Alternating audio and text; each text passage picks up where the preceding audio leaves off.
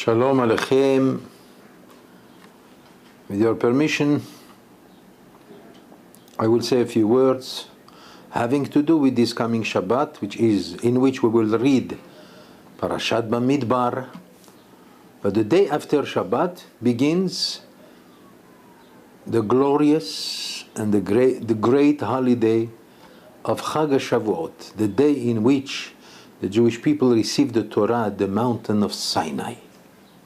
Let us see what we can say that bring together Bamidbar as well as the holiday of Shavuot. But before that, we should say that the Parashat Bamidbar begins the book of Bamidbar. Midbar in Hebrew means wilderness, the desert. But in the world, in all the languages of the world, the book of Bamidbar is known as Numbers. Why is that?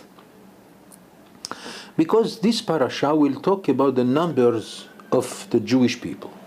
Then, as you know, the Torah always mentions מבין 600,000 that the Jewish people consisted of 600,000. But that means only the people from the age of 20 to the age of 50, those who were capable of going and joining the army. So that's the number 600,000, which has become almost a spiritual number for the Jewish people, but we cannot explain that now. The truth is that it is exactly 603,550. How do I know that?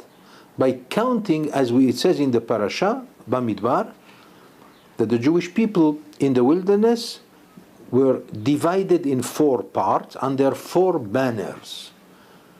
Each banner was the banner of 4 tribes. So, for example, the camp of Reuven. Well,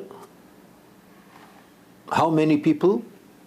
If you count them, you will find out it's very explicit in the Torah that the number of each one of them is approximately 150,000, coming up altogether to 603,550.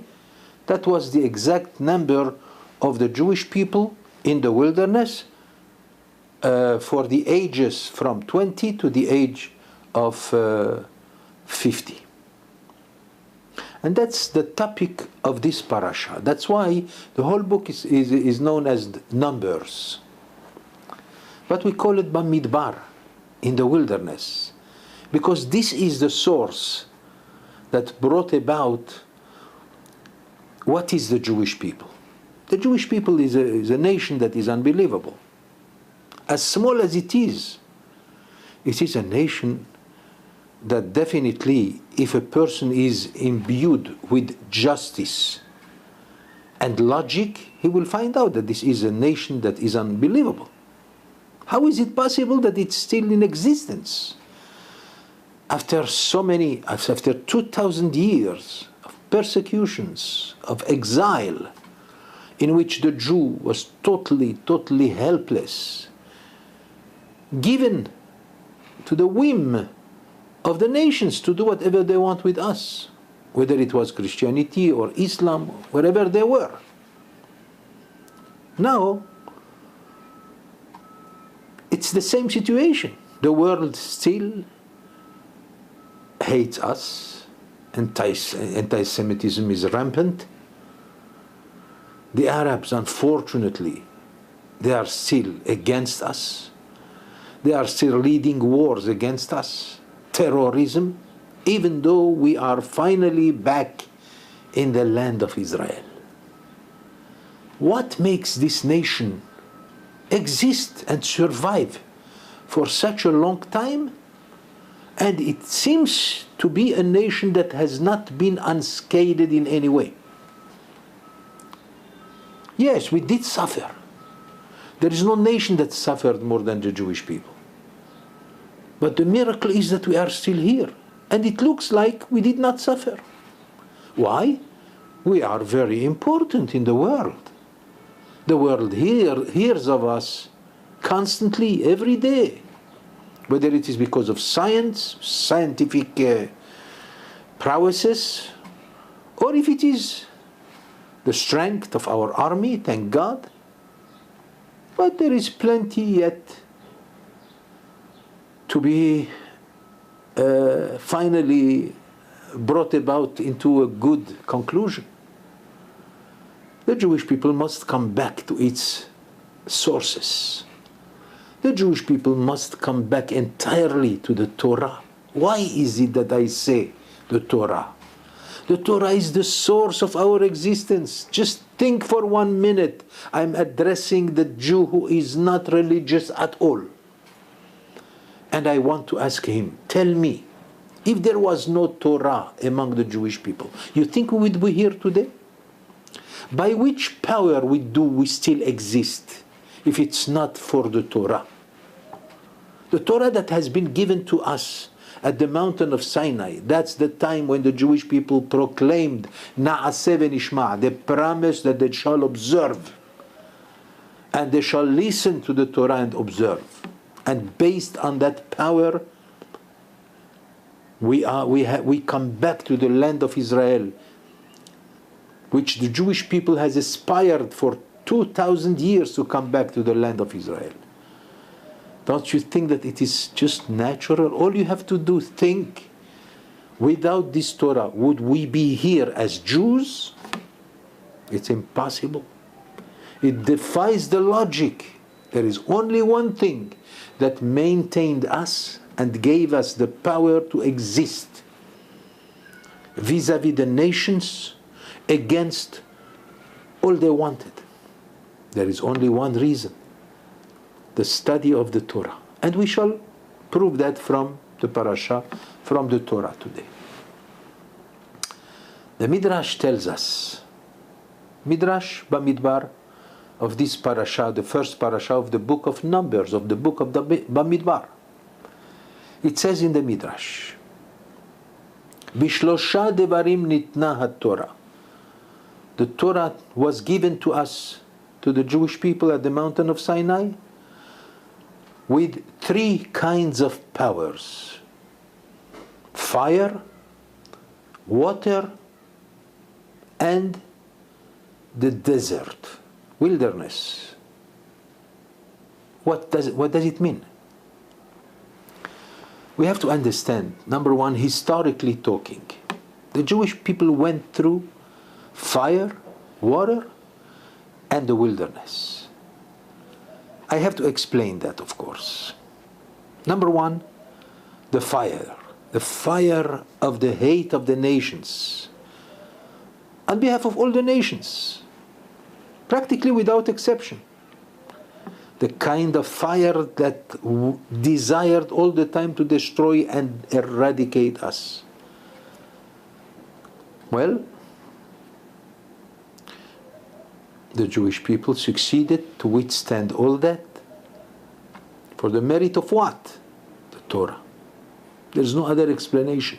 Whether you are religious or not religious, if you understand the meaning of being a Jew, or if you know what is to be in the land of Israel, you must admit that without the Torah we wouldn't have the energy to withstand that fire from all the nations, their hatred.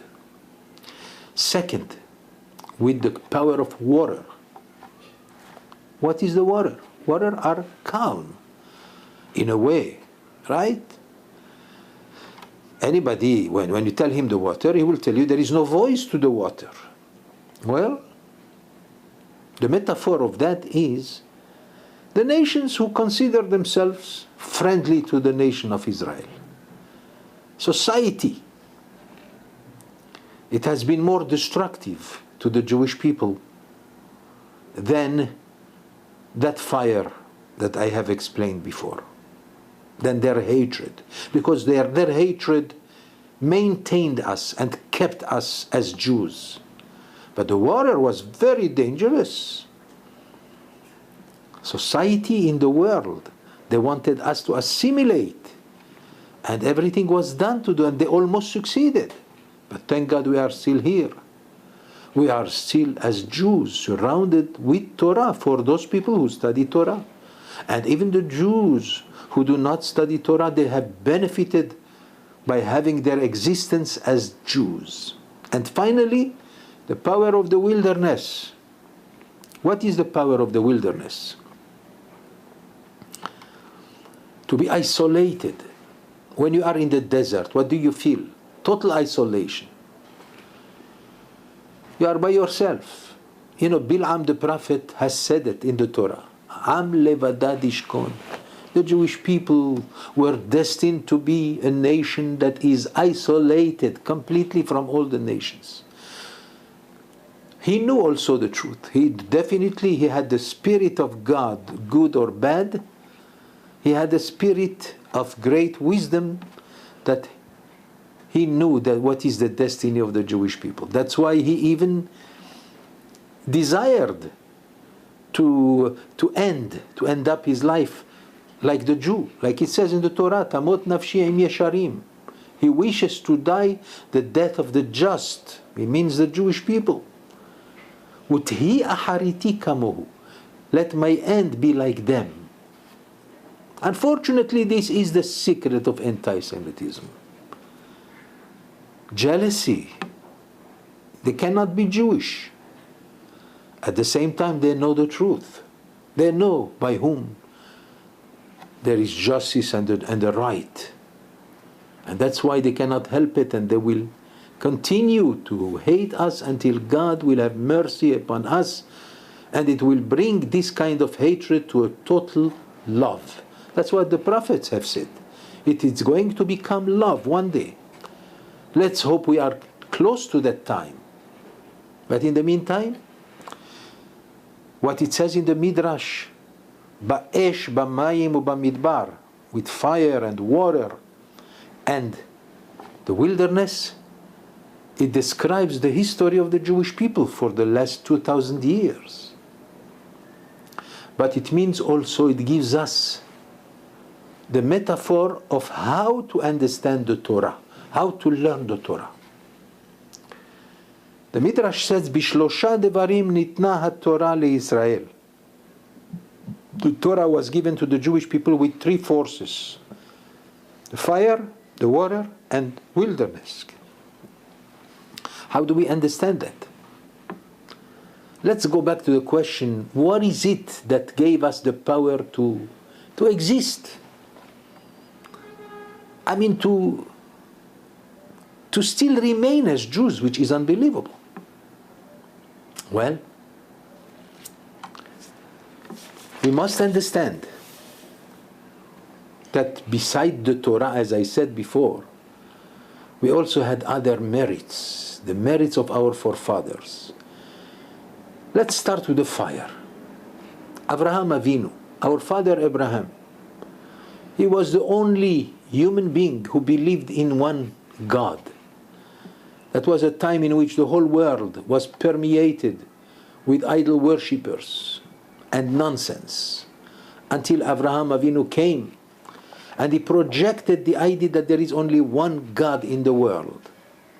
He was even thrown into the furnace, into the fire by Nimrod, from which miraculously he came out alive, unscathed. For the merit of Abraham, we have the same power. The Jewish people have the power to withstand that kind of fire. Second, the water. The merit of the water. What merit have to do with the water? If you remember, before the splitting of the sea, the Jewish people were in a terrible state of fear. Behind them was the army of Paro coming towards them to destroy them. In front of them was the ocean. They turned to Moshe, what are we going to do? They were crying, and Moshe himself turns to God, what should we do? And God says, advance. Advance where? Into the water? Yes, it was needed that one should sacrifice himself, so to speak, and plunge into the water. And that was Nahshon ben Aminadab. Nahshon, the son of Aminadab from the tribe of Yehuda. He plunged into the water, and that's when the water split and opened up. For the merit of this, of the Jews who have this kind of power, that's how we existed, by the power of the water. And finally, because of the merit of our forefathers, Bamidbar, in the wilderness. The Jewish people, when they came out from Egypt, they knew that they are going into the desert. What's going to be with food? What about water? As the prophet Isaiah says, Zacharti lach eshet ne'uraich, ahavat kelulotayich. God says, I will never forget your love from the day you were still young for me. Lechtech acharai bamidbar be'eretz lo zerua. When you went after me, God says, in a wilderness, in a land that is not plowed, not sown. That was something that was unbelievable. They trusted in God and Moshe, and they went into the wilderness. By the merit of that great power, the Jewish people has existed until today. And finally, we have to ask a question. There is a common denominator between fire and water and wilderness. The common denominator is voice as well as quiet, stillness. Let's start with the fire. The fire seems to be quiet. Yet, I have seen it many times, and I heard the great voice of the fire when it becomes powerful. It does make sounds that are quite strong. Well, this is a metaphor for the Jewish people. Their voice is very, very quiet, and yet it has power. You hear the voice of the Jew everywhere in the world. What about the water? The water are extremely quiet. But when they advance in great power, if you remember those who were in Canada in that extraordinary, voluminous power of the water, I heard it with my own ears, the voice of the water. Yes, it is naturally quiet, but it could bring itself to a force of great voice, great power. And finally, the wilderness. The wilderness represents also quietness, total quietness. Nevertheless, try to scream in the wilderness. You will see the echo of your voice multiplying itself numerous times. So you see, that's the common denominator. On one hand, it's quiet, but on the other hand, it has a tremendous and powerful voice. Thus is the voice of the Jew.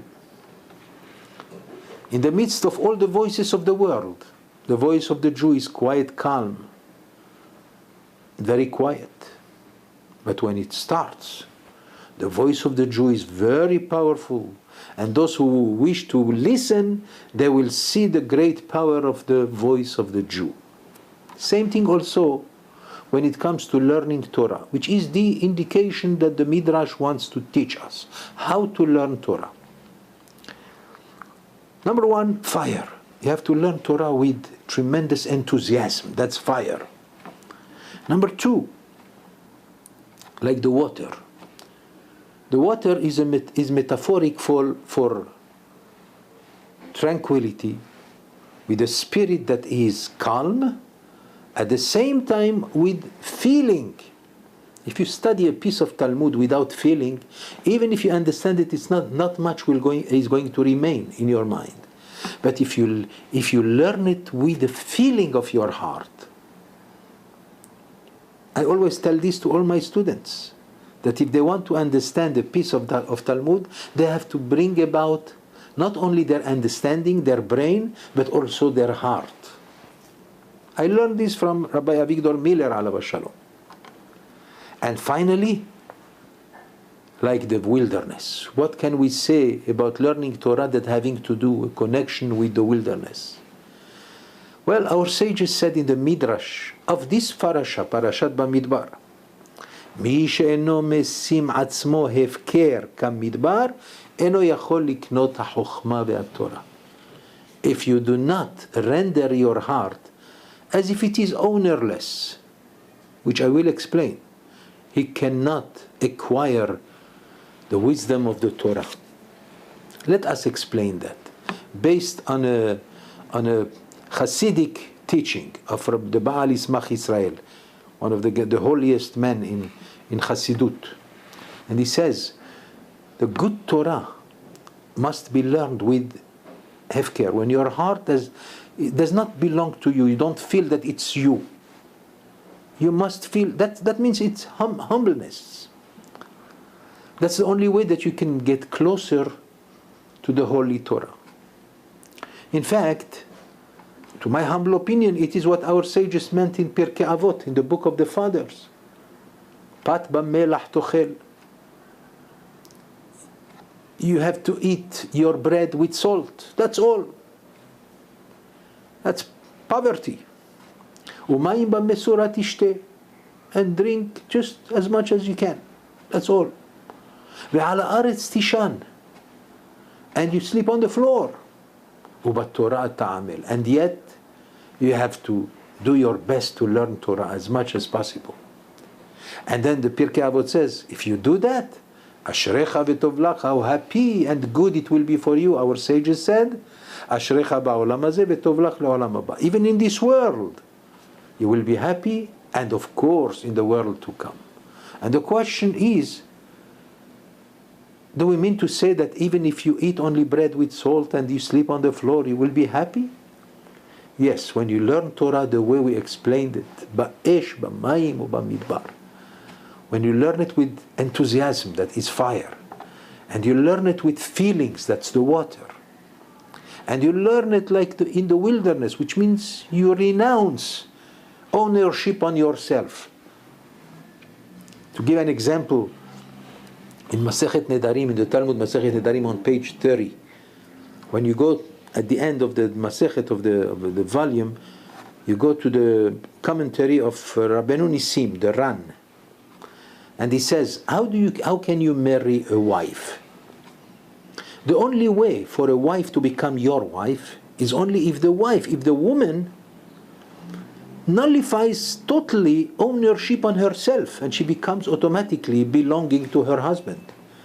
That's the Kiddushin. That's why in the very beginning of the Mishnah in Masechet Kiddushin, it begins with Ha'isha niknet. The wife is acquired. That's the way a woman becomes a wife to someone. Otherwise, if she keeps ownership on herself, that's not really getting married. The same thing, the metaphor of the wedding is the Torah. The way to acquire the Torah is only by renouncing ownership, so to speak, spiritually talking, of course, renouncing yourself, which means you have to forget about your own egotistical matters that lead you in life. Of course, there are many ways how to learn Torah. You can learn Torah any way you want. But the best way to learn Torah is by renouncing everything as though nothing belongs to you. And now you are into the Torah 100%. It's something that is not easy for everyone to understand. But that's a thought, a philosophical thought that has to do with the time when the Jewish people answered at the mountain of Sinai. When they were given the question, would you like to receive the Torah? They said, Na'aseh v'nishma. We accept the Torah before we understand it. That means, it doesn't matter what I feel. It doesn't matter what I understand. I accept. And why do I say that? Because that was the power behind the secret of existence of the Jewish people. We live now in times that are quite movemented. Even the Arabs in the land of Israel we cannot understand. We have the power of the arms and everything. We own the land of Israel, and yet the Arabs, whether it is logical justice or not, they get up and do whatever they want, and we are afraid. It means that we didn't come to the final phase of the history of the Jewish people. We still need that final one, as promised by the prophets, that despite the great hatred which surrounds the nation of Israel, nevertheless we believe that the day is coming when this hatred is going to reverse itself and to become great love. When the world will understand finally the true meaning of what is to be a Jew and the meaning of his existence, despite everything in which he went through for 2,000 years.